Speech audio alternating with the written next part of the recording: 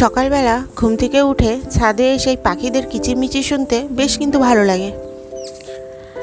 যদিও বা খুব গরম পড়েছে, তারপরও যখন ছাদে ওঠার পর এরকম পাখিদের কিচিরমিচির শুনলাম, তখন না সত্যি কথা বলি মনটা বেশ ভালো হয়ে গেল।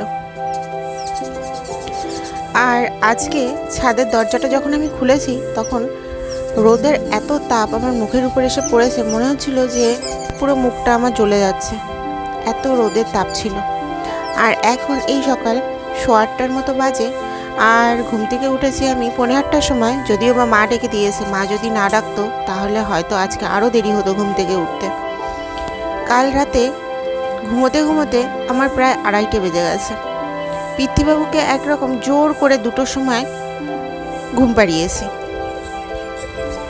তারপর ওর ঘুমোতে ঘুমোতে 2:15 মতো বাজলো, আর আমি শুতে শুতে মোটামুটি 2:30 বেজে গেল।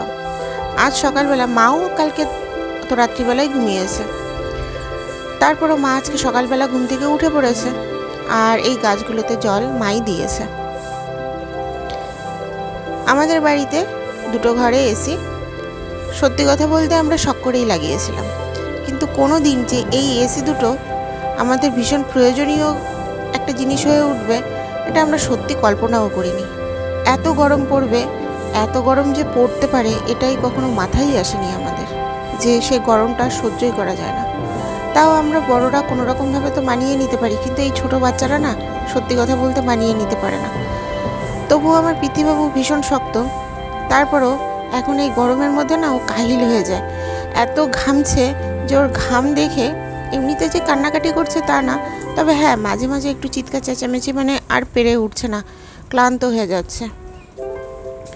আবার এসি যে বেশিক্ষণ চালিয়ে রাখবো সেটাও পারছি না, মাঝে মাঝে ইলেকট্রিসিটি এত আপ ডাউন করছে যে এসিটা যে অনেকক্ষণ চালিয়ে রাখবো সেটাও পারছি না, বা মাঝে মাঝে যে চালাবো সেটাও পারছি না। তো আমাদের কিছু লিমিটেড টাইমে, যেমন ঘুমের টাইমটা, এই দুপুরবেলাটা আর রাত্রিবেলাটা, এই সময় দুটোতেই মেনটেন করে চালাতে হচ্ছে।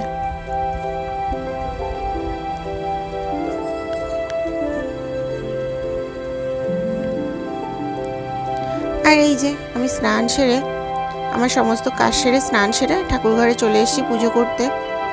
আর অন্যান্য দিন আমার মোটামুটি এই 9টা সাড়ে 9টার মধ্যে সব কমপ্লিট হয়ে যায়, আর মা যেদিন বাজারে যায় সেদিন তো আমি 8টার মধ্যে সব কমপ্লিট করে ফেলি। তো আজকে যেহেতু ঘুম থেকে উঠতে দেরি হয়েছে, আর আজকে একটু কাজও ছিল, এক্সট্রা বেশি কাজ ছিল কিছু, তো সেগুলো কমপ্লিট করে এই ঠাকুর ঘরে আসতে আসতে এখন এই প্রায় 10:30টার মতো বাজে, প্রায় কি 10:30টাই বাজে, 10:30টার বেশিই বাজে। একদিক থেকে রক্ষে যে পৃথ্বীবাবু এখনও ঘুমোচ্ছে। পৃথ্বীবাবু যদি জেগে থাকতো তাহলে আমার এই ঠাকুর ঘরে এসে পুজো করা এক প্রকার দুষ্করই হয়ে পড়তো। মা ঠিক সামলে নেয় পৃথ্বীবাবুকে, কিন্তু না, মা কাহিল হয়ে যায়। একে তো গরম পড়েছে, তার মধ্যে পৃথ্বীবাবুর সাথে ঠিক পেরে ওঠে না। আর এই যে আমি পুজো সেরে চলেও এসেছি, পৃথ্বীবাবু যদিও বা ঘুমোচ্ছিল, তারপরে ওকে তুলে তারপরে ওকে ব্রেকফাস্ট করিয়ে দিলাম ওর, তারপর ওকে ছেড়ে দিয়েছি যে নেই একটু ঘুরে বেড়া।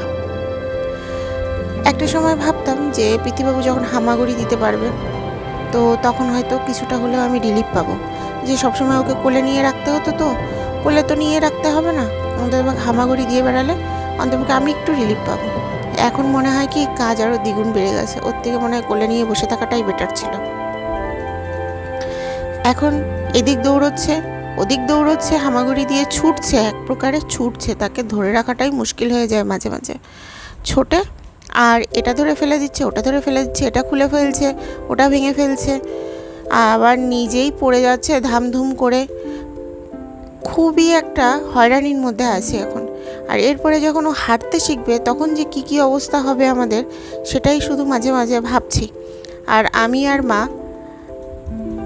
দীর্ঘশ্বাস ফেলছি। আর এই যে এটা আমাদের দুপুরবেলার লাঞ্চ। আজকে মা পুঁইশাক করেছিল মিষ্টি কুমড়ো দিয়ে, ওই যে কালকে রেখেছিলাম পুঁইশাক আর মিষ্টি কুমড়ো, আর আজকে আবার করেছে এই পাবদা মাছের ঝালটা। এতে মা টমেটো দিয়েছে আর পেঁয়াজ দিয়ে বেশ মাখো মাখো করে রান্না করেছিল, ভীষণ টেস্টি হয়েছিল খেতে। আর পৃথ্বীবাবু আজকে দেখলাম তাড়াতাড়ি ঘুম থেকে উঠে পড়েছে, তো ওকে নিয়ে একটু ছাদে চলে আসলাম। ঘরের মধ্যে আর কতক্ষণ ভালো লাগে, অন্যান্য দিনও এই টাইমটাতে ঘুমোয়, তো ওকে নিয়ে ছাদে উঠি না। তো আজকে দেখলাম ও ঘরের ভেতরে খুব হয়রানি করছে, মায়ের ঘুমটা হচ্ছে না, তাই ওকে নিয়ে এই ছাদে চলে আসলাম। তো দেখলাম ছাদে বেশ কিন্তু হাওয়া হচ্ছে, বাইরেতে মনে হচ্ছিল যে হাওয়া হচ্ছে, তো ছাদে ওঠার পরে সেই ভুলটা ভাঙলো। ছাদে ওঠার পর বুঝতে পারলাম যে রিয়েলিটিটা কী। প্রচণ্ড গরম ছিল, তার মধ্যে ওকে নিয়ে একটু ঘোরালাম।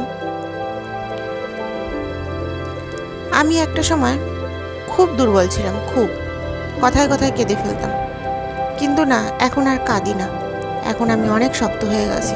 পৃথ্বীবাবুকে যখন আমি দেখি বা পৃথ্বীবাবু যখন আমার দিকে তাকায়, তখন না আমি অটোমেটিক ভেতর থেকে অনেকটা শক্ত হয়ে যাই।